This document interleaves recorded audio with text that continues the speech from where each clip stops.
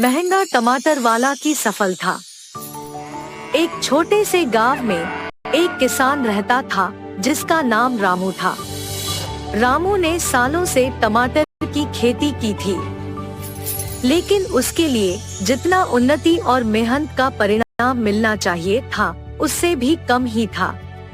टमाटर के उत्पादन की वजह से गांव के स्थानीय मार्केट में इसकी कीमतें लगातार बदलती रहती थी। धीरे धीरे लोग टमाटर की खेती करने से नाराज हो गए और रामू को बोलने लगे कि वह इसे छोड़ दे और कोई और उपयुक्त फसल उगाए। शुरुआत में रामू को यह बातों ने बहुत परेशान किया, लेकिन वह हार नहीं माना। उसने अपनी मेहनत जारी रखी और टमाटर की खेती करते रहे। वह अपने किसान मित्रों की सलाह नहीं मानता था और उनके लिए यह सब केवल एक समय की समस्या थी जो शीघ्र ही हल हो जाएगी। लेकिन वक्त बीतते ही स्थिति और खराब होने लगी और रामू के लिए चुनौती बन गई। गांव के अन्य किसान दिन ब दिन टमाटर खेती छोड़ते गए क्योंकि उन्हें बार बार नुकसान हो रहा था। लेकिन रामू का मन बिल्कुल नहीं हिला। वह अपनी मेहनत करते रहे और अपने सपनों को पूरा करने के लिए अपनी प्रतिबद्धता बरकरार रखता था। दिन ब दिन समय बदला और एक दिन गांव में टमाटर के उत्पादन से पूरे उत्तर भारत के कुछ और गांवों में अचानक बढ़ोतरी हुई। यह वक्त रामू के लिए बड़ी अचानकी थी। उसकी खुशी की कोई हद न थी क्योंकि उस बढ़ती हुई मांग ने टमाटर के दामों में तेजी से बढ़ोतरी की थी। पहले तो रामू यकीन नहीं कर पा रहा था कि यह सब सच है, लेकिन जब वह खुद गांव के स्थानीय मार्केट में जाकर देखा तो उसे अपनी आंखों पर विश्वास नहीं हुआ। टमाटरों की कीमतें इतनी ज्यादा बढ़ गई थी कि उसे यह समझ में नहीं आ रहा था कि वह अब कितने धनवान हो गए थे। रामू की खेती की लागत कम थी, जिसके कारण उसे अधिक मुनाफा होने लगा। अब उसे न सिर्फ अपने गांव में बल्कि नगरीय क्षेत्र में भी अपने टमाटर बेचने के लिए उत्सुकता मिली। पहले तो वह सोचता था कि उसके इस मुनाफे का एक बड़ा हिस्सा गांव की जनता को मिलना चाहिए, जिसने उसे हर दिन मजाक बनाया था। लेकिन अब रामू के दरवाजे लोग उसे अपने टमाटरों की मांग के लिए खड़े रहते थे। टमाटर की उत्पादन के लिए बढ़ी हुई मांग और उसके अचानक बढ़ने वाले मूल्य से उसे ध्यान में रखते हुए रामू ने बड़ा बड़ा उद्योगी और नगरीय बिजनेसमैन को टमाटर बेचने का सौभाग्य प्रदान किया। उसके उत्साह और निष्ठा को देखते हुए लोगों ने उसे और उसकी खेती को सिर्फ सलाह देने के लिए रास्ते पर खड़ा होना छोड़ दिया। धीरे धीरे रामू गांव का सबसे धनी व्यक्ति बन गया। उसकी खेती से न सिर्फ उसे बल्कि गांव की सभी जनता को फायदा होने लगा। उसने न केवल अपने परिवार की आर्थिक स्थिति सुधारी बल्कि गांव में शिक्षा के लिए स्कूल और बिजली के लिए उपकरण स्थापित किए। रामू की कहानी गांव के चर्चा का विषय बन गई। लोग अब उसे सम्मान से देखते थे और उसे महंगा टमाटर वाला कहकर भावुक हो जाते थे। रामू के कड़ी मेहनत और साहस ने उसे एक सफल और धनी व्यक्ति बना दिया था, जिसका सपना पूरा हो गया था। इस कहानी से हमें एक सीख मिलती है कि अगर हम किसी भी मुश्किल दौर में भी अपने सपनों को नहीं छोड़ते हैं, मेहनत करते रहते हैं और अपने लक्ष्य को पाने के लिए निष्ठा बनाए रखते हैं, तो हम अपने जीवन में बड़े सफलता को प्राप्त कर सकते हैं। एक लंबे समय पहले एक गांव में सात्विक, उसकी माँ शांति, पिता रामचंद्रा और पत्नी अमृता सब एक छोटे घर में रहते थे। रामचंद्रा खुद से टमाटर उगा के उनको बेचता था। सात्विक को उसके पिता का काम नहीं पसंद था क्योंकि उसके लिए बहुत मेहनत करनी पड़ती थी। इतना ही नहीं, वो कोई काम नहीं करता था और घर पे ही बैठे रहता था। बेटा सात्विक, मुझे इस टमाटर व्यापार में मदद कर सकते हो ना? मैं तुम्हें टमाटर उगाना सिखाऊंगा और तुम टमाटर का व्यापार चलाना भी सीख पाओगे। उतना मेहनत लगा के काम कौन करेगा? मुझे आपका उस टमाटर का व्यापार करना ही नहीं पसंद और आप मुझे उसी व्यापार को चलाना सीखने के लिए कह रहे हो। अकेले में इतना काम नहीं कर पा रहा हूँ बेटा। मेरे साथ काम करोगे तो मेरा भी मदद हो जाएगा और व्यापार भी सीख पाओगे तुम। इसीलिए मैंने ऐसे पूछा था बेटा। पिताजी, इसके बाद मुझे कभी भी आपके साथ काम करने के लिए मत बुलाइए। मुझे वो व्यापार करना बिल्कुल नहीं पसंद। मैं आपका मदद नहीं करूंगा। रामचंद्र उसके बेटे की बातें सुन के दुख होता है, लेकिन उसके बेटे को दुखी ना करने के इरादे से सारे काम वो अकेले करके टमाटर का व्यापार चलाता था। कुछ साल बाद रामचंद्र का सेहत बिगड़ने की वजह से वो कोई काम नहीं कर पाता है। उससे सभी दुखी होते हैं। अब शायद सभी मुझे पिताजी की जगह लेकर काम करने के लिए कहेंगे। उससे पहले ही मुझे इस घर से बाहर जाना चाहिए। लेकिन अगर मैं बाहर चला गया तो मुझे कोई ना कोई काम तो करना ही पड़ेगा। ऐसे सोच में पड़ जाता है। बेटा सात्विक, तुम्हें आज से तुम्हारे पिताजी का जगह लेना होगा और उनका काम करना पड़ेगा, तभी हम खुशी से जी पाएंगे बेटा। हाँ ठीक है माँ, सिर्फ आप ही के लिए मैं सब करूँगा, वरना ये सब करना तो मुझे पसंद भी नहीं है। बेटा, तुम्हारे पिता पौधों पे अच्छा उर्वरक का इस्तेमाल करते थे। तुम भी उनके ही तरह टमाटर उगा के बेचो। ठीक है माँ। ऐसे कहकर टमाटर पौधों के पास जाता है। ये टमाटर पौधे तो ठीक ही लग रहे हैं, इनके लिए उर्वरक की कोई जरूरत नहीं है, सिर्फ इन्हें बेचना काफी है। ऐसे फैसला करके एक बंडी में सारे टमाटर बेचने लेके जाता है।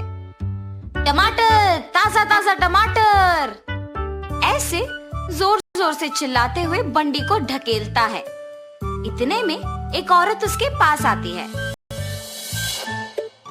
1 किलो टमाटर कितने हैं बाबू? 25 रुपए जी। अच्छा, 2 किलो लूंगी, 40 में दे दोगे? अगर आपको लेना है तो 25 में लीजिए, वरना नहीं, मैं किसी और को बेच दूंगा। ऐसे गुस्से में कहता है। तब वो औरत कहती है, या तो मेरे पूछे हुए दाम पे दो, वरना नहीं दो। लेकिन गुस्सा क्यों कर रहे हो तुम? ये कह के वो औरत बिना टमाटर खरीदे वहाँ से चले जाती है। उस दिन उससे कोई भी टमाटर नहीं खरीदता है और वो सारे टमाटरों के साथ घर लौटता है। व्यापार अच्छा चला है बेटा। कोई भी आज मुझसे टमाटर नहीं खरीदा माँ। ऐसे अपनी माँ को सब बताता है। इस गुस्से के साथ व्यापार नहीं कर पाओगे बेटा। अगर तुम अपना व्यवहार बदलोगे तो ही लोग तुमसे टमाटर खरीदेंगे। ठीक है माँ। ऐसे कहता है, मगर वो उसका व्यवहार नहीं बदलता है और ऐसे ही टमाटर बेचता है। इसके कारण कोई भी उससे टमाटर नहीं खरीदते थे और वो सारे टमाटर घर वापस लाता था। हर रोज टमाटर बेचे बिना वापस घर लाने पर उसकी माँ भी उसे कुछ नहीं कहती थी और पके हुए टमाटरों से अचार बना के बेचना शुरू करती है। उनका बनाया हुआ अचार स्वादिष्ट रहने पर बहुत लोग उनसे ये अचार खरीदते थे। कुछ ही दिनों में टमाटर के पौधों का ठीक से ख्याल न रखने पर वो कम मात्रा में उगते थे और उगे हुए वो थोड़े टमाटर भी शांति को अचार बनाने में ही खत्म हो जाते थे। अगर मैं उसी दिन पिताजी का बात मान लेता तो आज माँ को ऐसे मेहनत करने की जरूरत नहीं पड़ती और वो इतनी उम्र में ना सिर्फ अचार बना रही है मगर उसे बेच भी रही है।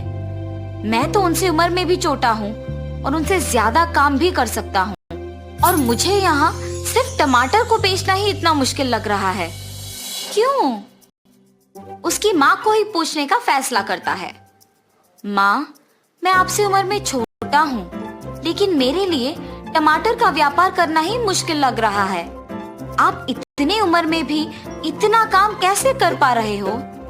सब आपके बनाए हुए अचार को बहुत पसंद कर रहे हैं और खरीद रहे हैं।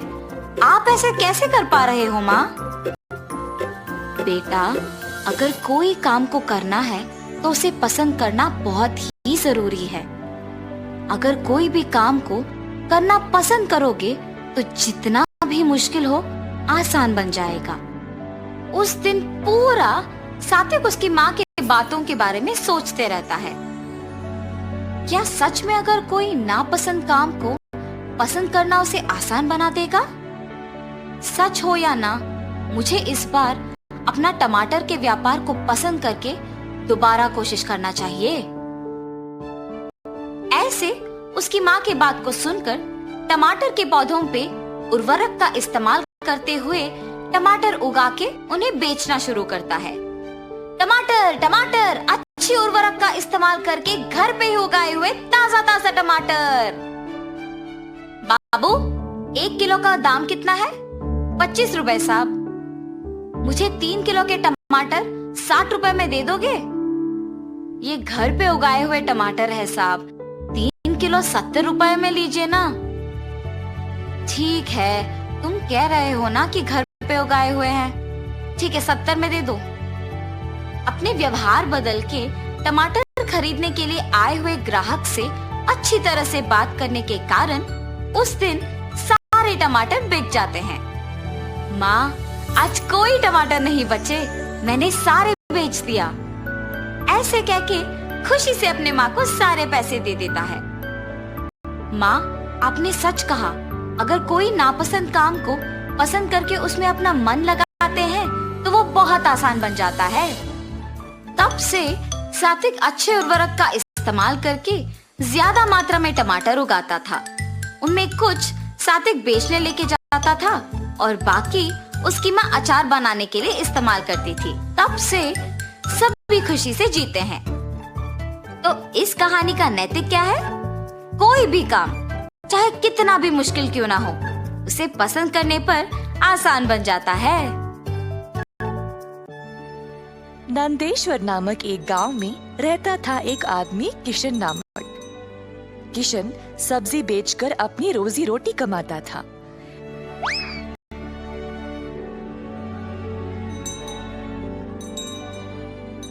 किशन अकेला था तो उसी को खेत जाकर किसानों से सब्जी लाना पड़ता था। अपनी मेहनत की कमाई किशन बहुत संभाल कर जमा करता था, परंतु किशन अपनी कमाई से संतुष्ट नहीं था और कुछ अच्छा और बड़ा करना चाहता था। एक दिन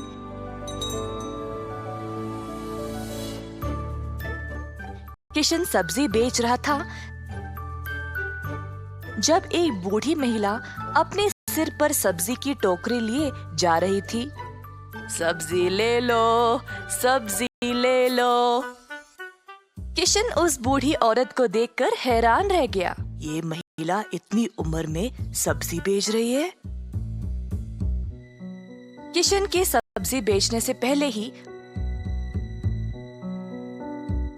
बूढ़ी महिला ने घर घर जाकर सब बेच दिया। जब तक किशन पहुंचा, किसी को भी और सब्जी की जरूरत नहीं थी।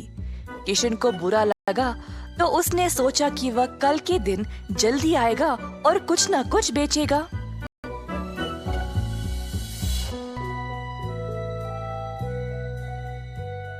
परंतु अगले दिन भी वही हुआ। कुछ दिन बीत गए और किशन जानना चाहता था कि अब बूढ़ी महिला इतनी जल्दी सब्जी कैसे बेच रही थी, तो वह उसका पीछा करने लगा। बूढ़ी महिला को पता चल गया और फिर उसने मुड़कर किशन से पूछा, बेटा, तुम मेरा पीछा क्यों कर रहे हो? क्या जानना चाहते हो? आओ पूछो मुझे। मुझे माफ करिएगा, पर मैं हैरान हूँ ये देखकर कि आप सब्जी हर रोज इतना जल्दी जल्दी कैसे बेच रही है। कुछ दिनों से मैं कुछ भी नहीं बेच पाया और मुझे पता नहीं मैं क्या करूं। मैं तो कई सालों से सब्जी बेच रही हूँ बेटा, और मैं इस काम से कभी नहीं थकती हूँ। तो बेटा, तुम रोज क्या करते हो? मैं किसानों के पास से सब्जी लेता हूँ और फिर गांव में आकर बेचता हूँ। जो भी कमाई है उससे अपना गुजारा करता हूँ। अब आपकी वजह से कई दिनों से मैंने कुछ भी नहीं कमाया। किसानों से सब्जी क्यों लेते हो? खुद की सब्जी क्यों नहीं उगाते? मुझे मदद के लिए कोई नहीं है। मैं एक छोटी सी झोंपड़ी में रहता हूँ और मेरे पास कोई जमीन भी नहीं है खेती बाड़ी करने के लिए। तुम्हें कोई बड़ी जमीन की जरूरत नहीं है। अपने घर के इर्द गिर्द जितनी भी जगह है उसमें ही तुम सब्जी उगाना शुरू करो। मुझे ये बोलने के लिए बहुत शुक्रिया अम्मा। अब केवल उगाना ही नहीं, अच्छे उर्वरक का उपयोग भी करना, तब तुम्हारी फसल अच्छी होगी। किसान सीधा घर गया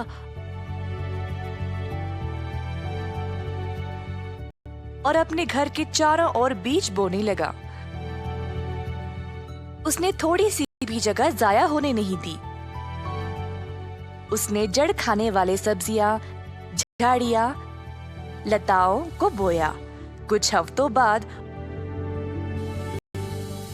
उसके सब्जियां अच्छे से उगने लगे। किशन ने उनको उखाड़ा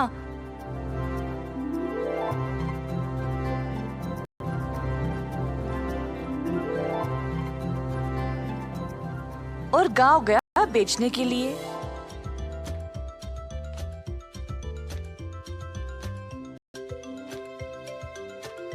दिन पे दिन किशन को और सब्जी उगने लगी।